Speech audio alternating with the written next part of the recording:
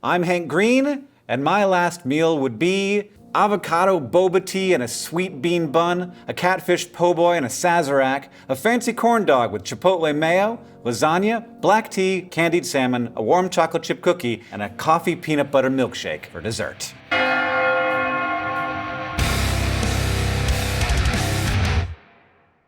Every person has exactly two things in common. We all gotta eat and we're all gonna die. Today we're joined by science communicator, novelist, sock connoisseur, and prolific pisser of cancer, Hank Green. Welcome to the show. It's a pleasure to be here. Thank you very much. I'm very excited about food right now. I am excited that you're excited. You're like co-star to the food. I hope you know. Not even co-star. I'm like merely the usher, just shoveling the food towards you and Food getting usher. the scraps as I can Food take usher, them. yes. I feel like there's an elephant in the room that we have to address, which Okay. is the title of the video. That many people are going to think that you are dying. I'm not. No, I assume they get the format, but I don't know.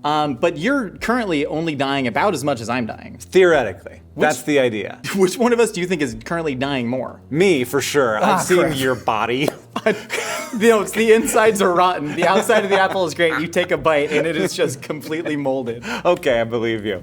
Yeah, no, I mean, where I'm at right now is I've been in remission for about this long, and that's great. And basically, they call you cured at 5 years, so I got a while before I can like have the biggest celebration, but it's pretty unlikely that it will come back. Have you ever thought about your last meal before? You know, no, not until I thought, oh, maybe I could be on that show, and then I was thinking a lot about it.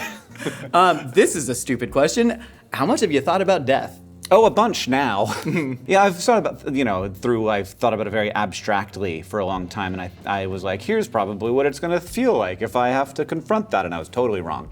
If you have a chance to confront your mortality, I suggest don't do it if you can't avoid it. It's just, it's a whole set of things. But I definitely learned stuff about myself that I didn't know and that are definitely true.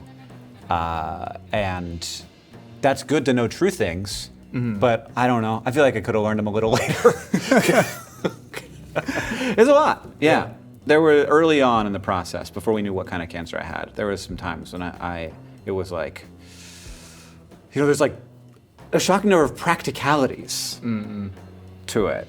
So I was sort of thinking about that stuff, and then also like finding out what I actually feel like I'm gonna miss out on, which I was I'm like a science guy. Before I was sick, I was like, it'd suck if I died before there were people on Mars.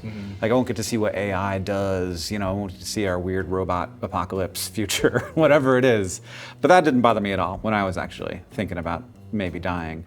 It was all family and friends stuff. You ready to eat?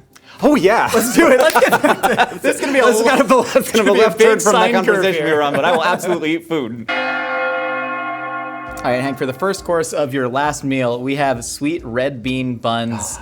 These are actually from a spot called IXLB Dim Sum Eats. Fantastic. They make them better than we could at home. And then we have made our own avocado milk tea boba. Yeah. Tell me about it. How'd this end up on your last meal? The first time I ever had boba tea, I was on tour. It was like the first time I ever performed music on tour with a band. And that's such a weird thing to get to do in your life. The people in my band, the folks who, and they'd been touring musicians for a long time, and so they'd been all over America, and they'd done when you're touring, it's very good to get a moment where you stop and enjoy something, and so they knew all these weird places to go eat, and we stopped at this literally, you could say hole in the wall, but it wasn't like a crappy place, but it was a hole in a wall. Sure. It was you walked up to a counter that was downtown, and you could not go inside. So and they had banh mi sandwiches and boba tea, and I was like, I want to get a weird, what's the weirdest boba flavor I could get? And it was avocado. But that's incredible. Please dig in. Okay, yes, and I also have a bean paste story. Well, one at a time. Go on. Have some decorum, Hank. Oh my gosh, that's better than Chicago hole in the wall. And you get that little, if you think about it, you're like, ooh, is that guac on the back of my palate? Tell me about your red bean story. Well, I grew up in Orlando, Florida, where there's a lot of large Asian population, and me and my friends would go to weird little restaurants and order things that we wouldn't normally eat because it was like, let's try to be different in the world. Like let's try like see what the world is like when you're not just eating meatloaf and mashed potatoes. And bean isn't dessert is the thought, and you're like, okay, I'll try bean dessert. And I was making my own choices and I was like seeing the world and having control over it and agency and like being able to explore. That's incredible. Please. I love that I just get to eat food. Oh, they're so soft. Where does that innate sense of curiosity come from? I don't think I was born that way, man. I think we all are. What do you think quashes it within people then? I think that's the big thing. People often ask me like, how do you like help a kid get into science? And I'm like, you listen when they ask. And instead of saying, I don't know, you say like, let's find out. Like let's go through the process together because I don't know either. Or even if you do think you know, like to like show the child the process of like exploring, even if it's just like on Wikipedia, I'm at the age where I'm like thinking about having kids, and I'm incredibly scared of having kids because I think that anything I try and model for them, they're going to completely rebel against. You don't know. and here's the thing, my dad was so good at this. That like whatever I was up to, he was like, that's probably interesting, so I should check it out too. Especially even if he'd never been exposed to it. Like suddenly my dad's a Nine Inch Nails fan, He's like, this is actually some really interesting music. I'm like, this is not what it's about, Dad. You're not supposed to be into this. I'm supposed to be you're supposed to hate it so I can like it. Trent Reznor's mine, Dad. He's my best friend. You can't have him. What's the best part of having cancer? People do stuff for you. That sounds rad. And they have to, or they're a bad person. When I think of Hank Green, I think of weaponizing guilt. So this is very much on brand for you. No, it's like it's good. Like I think that people want to do stuff for you when you need help. And so it's good to like have a moment where you need help. We don't need to be seriously ill to ask for a favor from a friend, right? Like let's have that be our world. Like if you ask for a favor from somebody, they come over and bring you a latte that you can't go get yourself. Then you just have a latte with a friend. It's not like it's not like they're like, oh boy, I had to do that. It's like, oh, we're like, I'm having a pleasant time. Yeah. Just like put them on the calendar, even if they don't know it. Just like 4 days from now, to say like, oh, I'm gonna text this person this day, or I'm gonna like be in their neighborhood and text and say, hey, I'm nearby. Do you want anything? Or because if you don't put it on the calendar, there's a million things. You have to figure out how to decide. You have to figure out how to prioritize the things that really matter. But like when the world is sort of like bombarding you with distractions, you end up forgetting to. I imagine a lot of people have given you praise for, quote, remaining positive in the face of your diagnosis. Oh, yeah. And one of my favorite art pieces, this is going somewhere, but you gotta sit for a second, is Rene Magritte's Treachery of Images. Ceci n'est pas une pipe. It's a picture of a pipe, but he's saying, this ain't a pipe. You can't smoke it, you can't stuff it, it has nothing in common with the pipe, it's merely an image. It's kind of the way that I have digested a lot of YouTubers specifically. This is a representation of a person that's curated, and it can't possibly see the whole picture of that. Yeah. And of course, I recognize the paradox of all of these cameras. Thank you, cam ops. They're cameras? Dylan, you're the best. You're my number one cam op in the whole group. Taylor, watch your ass win. Anyways, I recognize the paradox, but like behind the scenes, after you turned the camera off, what were your real emotions? Were they similar to on camera? I've always had comfort in the feeling that like what I show people is me, but it's not all of me. Sure. So like, yeah, I was like that sometimes, and sometimes I wasn't. Being sick like is bad because it hurts. It is physically uncomfortable, and the not knowing when it's going to end or not knowing if it's normal. So there's like a fear component to it. Whereas like the existential stuff, like I was completely unpredictable, and I didn't know when it was going to hit and not hit. And like there were absolutely times where I was just like living my life, having a good time, and I felt bad, and that made it kind of hard. But then there were times when I was feeling okay, but like the brain parts were making it so that I couldn't have a good time. And so like even in the times when I felt physically really horrible, there were laughs, I remember during your initial video, the I Have Cancer, you made a joke that actually made me tear up. That was watching the medical system move so quickly was disconcerting. It was like seeing a horse with hands, and Hank, a single tear dropped down my hardened little cheek on that moment. So the positivity, it was genuinely inspirational. Yeah, and it was weird. It was like, wait, it's been 3 days and I've had like 12 doctor's appointments. Twilight Zone episode. Something is amiss. Something is wrong. There's something on the wing Everybody's of the plane. saying that it might not be cancer, but they're acting like it is. You ready for course number 2? I'm ready for course number 2. Let's do it. All right. Hank, for course number 2, we have a fried catfish po' boy. Catfish has been marinated in buttermilk, a little bit of hot sauce, Tony Chachere seasoning overnight, a little bit of remoulade spread on the po' boy roll. This is taken from a New Orleans bakery called Orleans, New York. They do great work. A little bit of shredded tomato on there. And then we have a classic Sazerac cocktail. This is made with Sazerac, rye whiskey, a rinse of Pernod absinthe, a lemon twist, and then some Peychaud's bitters to round it all out. Yeah, but this is exciting. I love this stuff, man. Yeah, I mean, I don't feel like it's super traditional. Like, they're both New Orleans dishes, but I don't know if they generally go together. But hell, I mean, I will do it. I found everything goes together in New Orleans, which is great. Yeah, I don't drink a lot at all, and I drink less now. But like, it's the closest thing you have to like a magic potion, like somebody making a real weird cocktail. I love that, and I love liquids. I expected more words. Sometimes more words come after a word, but not that time. No, but I love juice. I love Coca-Cola. I love boba tea. I love tea. I love coffee. Like, I don't know if we think about it, but like this, it's kind of a weird thing because most of those things don't have a lot of nutrition in them or any nutrition. They have food. Like there's sugar. It just seems very human to me. Yeah. And I feel similarly about sauces, which is a big deal with a po' boy. And a sauce is kind of like a drink that you put on food. Yes. What did I say right when the cameras turned off? I said if I have a liquid next to a solid, I need to see if they interact. I want to French dip that catfish po' boy into that Sazerac. Cheers. Let's not do it. I think this is where I draw the line. Oh, hell yeah. Mm-hmm. It does taste like magic. It does taste like magic. Dig into the po' boy. It's getting cold. It's getting cold. Oh, God. That bread is so crunchy. Mm-hmm. Where's that from? Orleans, New York bakery. So it's a proper like New Orleans style French loaf. It's perfect. That's really nice. You made a video of making elf spaghetti and talking about death, which for me is kind of the full circle. You want to explain what elf spaghetti is? Oh, please. Elf spaghetti, Will Ferrell in the movie Elf makes his ideal spaghetti, which I believe is just a pile of noodles, not finished in the sauce, which is my only problem with it. Covered in, I believe it was like marshmallows, M&Ms, chocolate sauce, caramel sauce, and then finished with maple syrup on top as if it were a fine pecorino romano. And you made that, and then you were musing on death. You said a quote that meant a lot to me. You said, I realized I very much wanted to be alive for as long as possible, if only because things are interesting and I wanted to keep seeing them. Is that about as close as we can get to finding a meaning of life? And then he goes for more po' boy. Mm-hmm. He's just like, what's the meaning of life, Hank? Oh. It helps the existentialism go down. Did you taste the Creole mustard in the remoulade? I do. No. I do also want a little hot sauce though. Wait, there's some hot sauce. Navia. Just like the simplest cayenne if you can find it. Wait a couple. We have Tony Chachere's hot sauce. We got Red Rooster. No, bottom drawer. Oh wow. Yeah, Hank, you can also go pick your own. Yeah, big.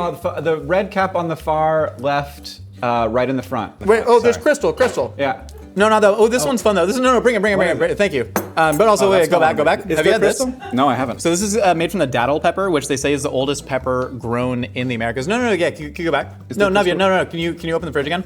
There's a bottle of Crystal. It's actually on the second drawer next to the pickles. The second one up. I think it might be unopened. We get a virgin bottle of Crystal, which is tasty, great. very sweet. Yeah, right? St. Augustine, is that far from Orlando? It's Florida. Like it's like, I don't know. It's a drive. Yeah, it's like in... This. Mm-hmm. This. Wait, can you pass me the other one though? Thank you. So I think you and I have a very similar relationship to sauce. Yeah, that's exactly. Wait, no, come on. Stop bogarting the sauce. You were saying, no, eat. Manja. Right? Yeah. Yeah, there it is. Mm-hmm. What did I say about life? Something about it's just me. It's just me. When I was sick and I was trying to just do something. You're bored because you feel so bad. That I felt like I was still good at my job, which was like telling people about how the world is weird. And then I was still good at the part where it was like trying to figure out why the world is weird. And you can look too hard, I think, sometimes. But if you look too hard, it can become a problem. And so to just listen to your brain being like, yeah, I like that. And it's like, what's unhealthy about this? Like, if it's, having 6 Sazeracs a day, like, that's not good. But if it's like, just being super interested in like, how like, red pandas work, I'm like, there's nothing bad about that. Like, I'm like, only good is happening as I'm figuring that out or consuming that content. When you got diagnosed, one of your fears was cancer taking over your identity. That you were now going to be known as anxiety sickness guy as opposed to fun, goofy science guy. Do you still think there's time to pivot your identity to #1 Dave Matthews hater? How do you know how I feel about Dave Matthews? What's the worst thing you've ever said about Dave Matthews? Dave deserves to know. Probably pretty mean. When I was in high school, the people that didn't like me liked Dave Matthews, so it didn't have anything to do with Dave. High school's tough. Sure. And we all find our identities. Those people found their identity in Dave Matthews and hating me. So I found my identity in hating Dave Matthews and them. No, the reason I know that. Do you know the reason I know that? Do you know the piece of media? It was the first piece of media that I ever heard you on. Oh, wow. It was a podcast called Conversations with People Who Hate Me. Oh, yeah. Dylan Marion, where there was a person who had commented, I hate Hank Green, and then they got them on the line with you to explain why. Absolutely wild. That meant a lot to me. I had just started out on YouTube, and I had just started receiving abuse. Sure. And so your interaction there, showing your empathy and general goodness, and also showing empathy for the person who said that they hate you, meant a lot to me. It really helps. We just need to engage in activities that turn the temperature down. They don't think I'm going to see it, but you see it. You see it. You see a lot more. Dave Matthews never saw it. Like what we said about Dave Matthews in the privacy of my friend's home had no chance of escaping to reach Dave. And now, easy peasy, just make it a TikTok and it's gonna hit him. It would hit him faster than the 800 pounds of human feces coming out of his tour bus hit those people in that Chicago river cruise. Am I right? Yeah, I remember that. That's a thing that happened. Mm-hmm. I didn't have that planned to say. I just remembered that was a thing that happened, and now we're here. I think Dave Matthews is great. Dave, if you're watching, you should come on the show. It's not my show. No, so Hank is going to host the next episode and cook. You're going to have a lovely soup. Yeah, whatever it is. I bet Dave Matthews would love this. I know Dave Matthews would love this. But that's not what the question was. Why do you? Oh, before I even mentioned Dave Matthews, you're right. Your identity as cancer guy as opposed to fun, goofy science guy. Yeah. What I realized really quick is I was like, actually, I do want to be the cancer guy. Interesting. But I could be the fun, goofy science cancer guy. Whereas, what's cancer, and how does cancer treatment work, and what's happened? I'm the story now. Science is happening in me right now, and then cancer treatment was a science happening in my body, and being me, I was able to look at the history of the treatments I was taking, understand where they came from, how why I was doing the treatments I was doing as opposed to what I would do if my treatments weren't working or if I was having adverse effects to them, understanding the different paths that people who have my particular cancer take, understanding that cancers are all very different from each other, understanding how chemotherapy works, how radiation works, how do they decide how much chemo to give you, and how worried should I be that they're giving me too much or not enough. And in some ways I'm a great patient, in some ways I'm a nightmare patient, because I'm doctor, I don't know if I feel good about the statistical analysis in the German Hopkins study group study, because there's no statistical difference between this and this, or this and this, but they didn't test whether there's a statistical difference between this and this.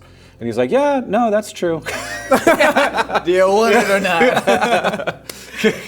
When I first found out about your diagnosis, my first little intrusive thought was just, oh, this is the best guy to get cancer. For that exact reason, that I know your curiosity and your ability to communicate. Being curious, I don't think it's for everybody, but being curious about it was actually really helpful to me. Yeah. And I have some other friends. I have a friend who also does science YouTube videos who went through his own cancer journey a few years ago, and so it was very nice to have him as a friend. He said the same thing. He was just getting a chance to, have a really good reason to do really in-depth research on a really interesting topic.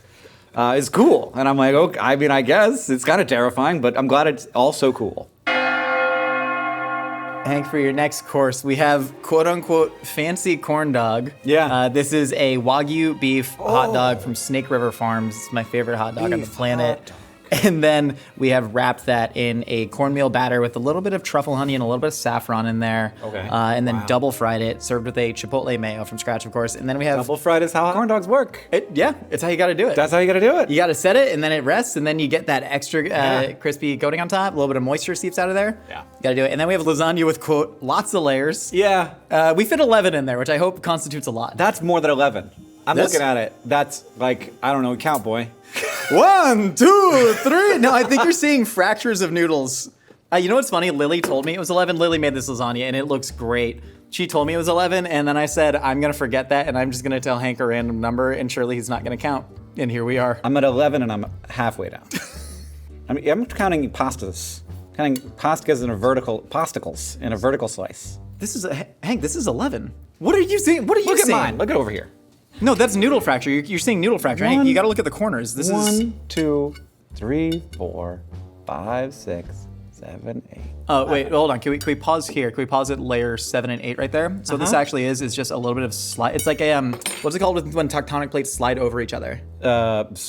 Subduction. Subduction. These are two noodles that have subducted because if you think about it, you layer lasagna with the noodles flush against each other. They absorb water. One's going to subduct under the Okay. other. I can see So that if you look at the corners, 1, 2, 3, 4, 5, 6, 7, 8, 9, 10 noodles, and then one is hiding under the sauce. 8, 9, 10. You're right. All right, cool. Well, hey, digging. Is science happened though? Science happened to the lasagna. Yes. First time I ever had a meal that I was like, oh, like this is what it's all about. I was in Italy. I had lasagna at this little trattoria that you had to like walk downstairs to get into, and it had like 6 tables. And I was like, oh, what have I been doing my whole life? Did it have a lot of layers? Did it have 11? It didn't or actually 22? have a lot of layers, but I love a lot of layers. Same. This is the Americanization of it. It's like, build it bigger. God, this is my ideal. What's behind the corn dog? Oh, I just love corn dogs. I think that like you hear, first of all, amazing brand, right? Corn dog. Yeah. Corn dog.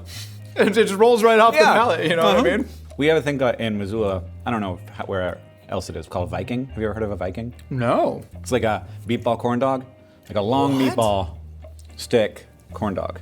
I've never heard of this. Yeah, so They just- deep fry the meat. Wow. The cornbread, yeah. Eat the corn dog, eat the corn dog. I want to talk about more depressing things, but eat the corn dog. Do you smell the saffron? That's a ridiculous hot dog. And I just think that, oh, it's spicy. This is a food I've never experienced before. And then the hot dog is very special. This is just a special hot dog. It's a special hot dog. I think in life we need special hot dogs. Oh, that batter is so good. You made a video about an essay that you wrote Sweating. in 1990 for predicting what would happen in 2020. You made some good guesses. And you also thought that all diseases would be cured. We'd have alien technology. Et al. What are your predictions for 2050? Great question. I think that you'll, on any day of the year, you will be able to see as far as every other day in the year in Los Angeles. So if you're in like a nice spot with a nice view, there won't be smog here anymore. The vast majority of power will be generated by solar, wind, geothermal, with maybe a pretty big slice coming from nuclear of some sort, hopefully even some fusion maybe.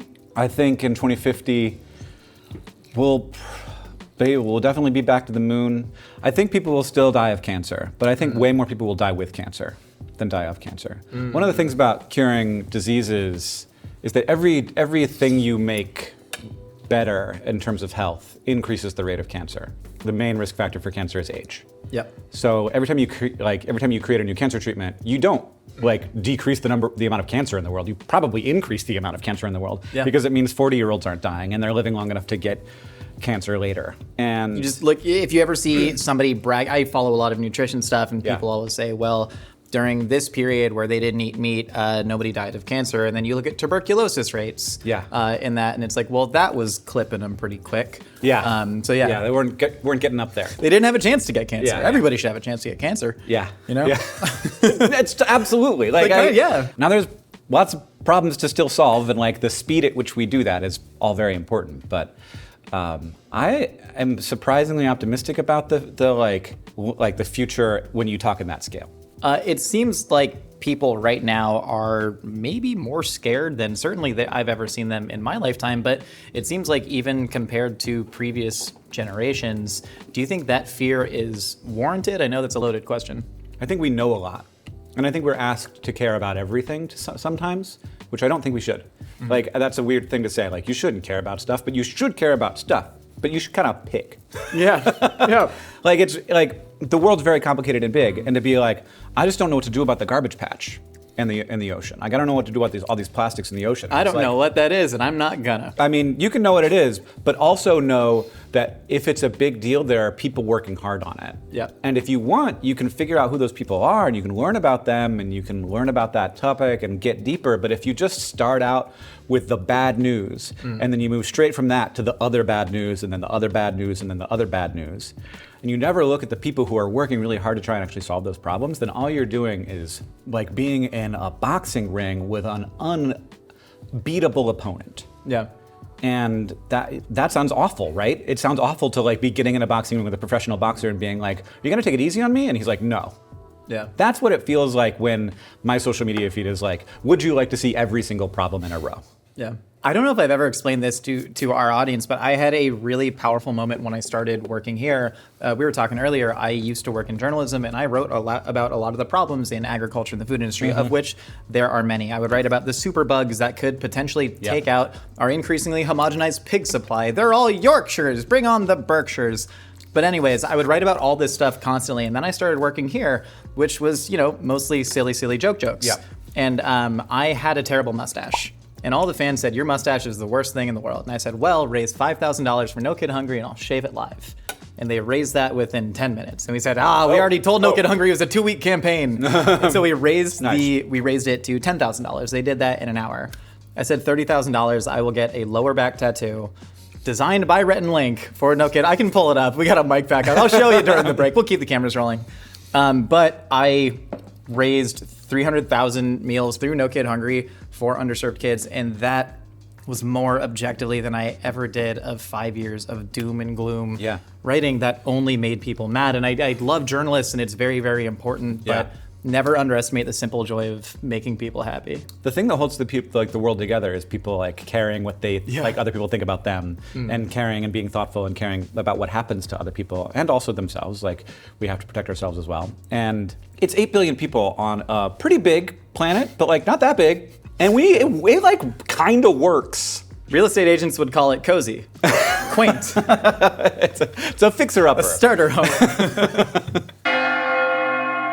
And for your dessert course, we have a coffee peanut butter milkshake, a little bit of fresh cocoa nibs on top. We have old-fashioned chocolate chip cookies, a little bit of Maldon salt on the top. We have some Darjeeling black tea right here, and then we have salmon candy. And you said, I love a meat dessert. I do love a meat dessert. You're implying that there is something called a meat dessert that is recognized by everybody in the general population. Well, you know what I mean. It's a dessert that's made out of meat. No, it's a meaningful term, but it implies that there's a prior knowledge of lots of meat desserts. Have you ever had orange chicken? Like, that's meat dessert. Hank, have you been eating that after your entree? Yeah, you should. Like, it's like a little donut with meat in the inside. Yeah, you're not wrong, though, is the thing. But that's a lot of the Panda Express menu. Half that's dessert, though. Yeah. One of the first like fancy restaurants I ever went to was with my mom's side of the family. I don't know why or where we even were, but we went out to this, and it was like they had like a special room for us because there were so many of us, and they put us all in there, and then we ate food. And at the end of the meal, this fish came out for dessert. What? Yeah. And I was like, that doesn't make any sense. And I put my fork in and I ate it, and I was like, that's dessert. Like, I don't know, that's not what I like. If you don't think it's made out of protein, but like it tastes like dessert. It was like flaky and soft and like extraordinarily candy. That's incredible. Yeah. So I'm in on meat dessert. I want to try some candied fish. Can I pour you some tea? Yes, please. please. Do you take sugar? I do. All right. Tell me about the tea. This is just your general I just love tea. beverages? I drink, so I don't drink coffee. I can't handle the caffeine. I feel like tea has been a thing for so long. There has been time to perfect it. Mm-hmm. That was one of the two things that were on my list that I cut were sweet tea and fresh squeezed orange juice. We can do the director's cut later. Yeah. If you come back in a year, we'll do the full. Yeah. Man, my last meal should have just been drinks. Cookies are self-explanatory. Can you take a cookie? This is maybe man. one of the best Oh cookies my God, I've it's so ever- soft. It is soft and warm. My finger went through the bottom. Oh. That's what I'm talking about. We haven't done anything better than that yet. Not like at the table, but as a species. I agree. This is where we peak. We should just cut off humanity now. We will get no better. Oh, that's a lot of cookie, though. We have proof of the concept of the smaller cookies outside, and then it was Nicole's executive decision, shout out to Nicole, that said 4 ounces. So these are quarter-pound cookies. Oh my God. That's how you get the wet in the middle. So wet. You asked people specifically when you were diagnosed to not send you, let's call them alternative remedies, and let you handle the care with your doctor. Yeah. Why do you think people are so distrustful of institutional knowledge? Oh, well, I know not everybody is. But like, I think there's a bunch to it. So like one, there's like, it's a mess out there. Like the healthcare system is not great all the time. Yeah. Also, a lot of treatments are unpleasant. Sure. And, you know, I think that people are looking to their instincts sometimes, where it's like, this doesn't seem right. Like this can't be the way that things are supposed to go. There has to be something weird going on. Ultimately, like the body is just very complicated and things go wrong. Have you ever like even looked at a diagram of your knee? Because like I'm 43 years old and my knees still work. That's wild. Yeah. They've been knees for 43 years. Could you try to imagine like a car, 43-year-old car with knees still working? It's like no- like a wheel, I can see that. You know, it's just spinning, but Sure. like a whole knee. Like look at a diagram of a knee sometime. Put a diagram of a knee. Look at that. Now bring back some layers. There's more knee under there. There's so much knee. And that's the knee. It's not even that complicated. There's too much knee per knee, I say. We need about 30% less knee. Yeah, Like, that's- sometimes I think that might be good. Yeah. But like it can do all these things, like a twist, it can bend, it can like go, like it's wild. Like all this, the things that my mouth is doing right now, absolutely insane. When we asked you what you wanted to promote on this show, you had study hall. Yeah. And then you also just said chemotherapy in general, which that's do- a first for guests. Yeah, nobody's like shouting out, I want to promote a really unpleasant treatment for disease. Yeah. But yeah, no, I mean, I definitely had some people in my life and certainly on the internet who were like, you know, are you sure you want to go that route? And I'm like, yes. So specifically with my cancer. Yeah. Absolutely. It's really the only treatment, and without it, I would be on a very different path right now. Hank, if you went down that very different path and you did die, where do you go? Oh, What is consciousness? What- Did you figure it out? I was hoping that you had just figured it out in the car before you came here. yeah, no, thanks for asking. I think to some extent, I think it is for each of us to figure out on our own. I think that there's a piece of that. I think that there's a piece where it's like okay to not know things, and like maybe some things aren't meant to be super known. You know, the way I see things is going to be different than the way other people see things. But like, what was it? What Keanu Reeves said? Like, what happens when you're gone? He says, People will miss you I think very that much. the people who love you will miss you. And I think that like that's clever and that's fun, but I think it's also really true. Yeah. Like I think that that's even the people that we don't remember from our ancestors, even people we aren't like closely related to, like all those people are in us in one way. Like every word that I'm saying was made up by a person. Every idea that we have like is a combination of ideas that have come before, and those ideas happened in people we don't know. And we're all made up of each other. And that's like a thing that matters to me. I don't know you as cancer guy. I know you as meat dessert guy now, Hank. I haven't had any of my meat dessert yet. Eat the meat dessert.